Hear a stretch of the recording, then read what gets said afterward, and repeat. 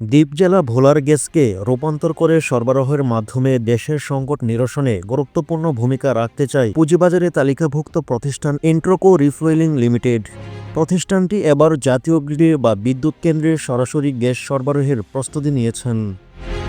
রাজধানীর একটি হোটেলে এক সেমিনারে ইন্টাকোর ব্যবস্থাপনা পরিচালক রিয়াদ আলী এ তথ্য নিশ্চিত করেন।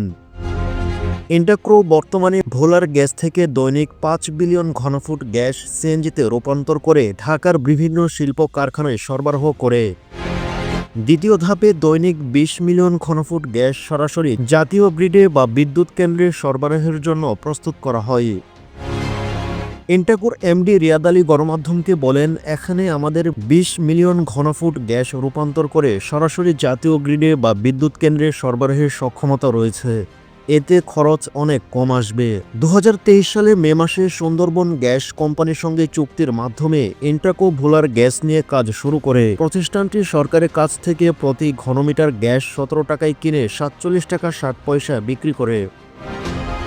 এ প্রকল্পে প্রথম পর্যায়ে ৯০ কোটি টাকা বিনিয়োগ করা হয়। দ্বিতীয় পর্যায়ে দৈনিক ২০ মিলিয়ন ঘনফুট গ্যাস রূপান্তর করার প্রসেসর প্লান্ট তৈরিতে ব্যবহৃত হচ্ছে প্রায় ৪৫০ কোটি টাকা। এ প্লান্ট আগামী ৬ থেকে ৭ মাসের মধ্যেই চালু করা সম্ভব হবে।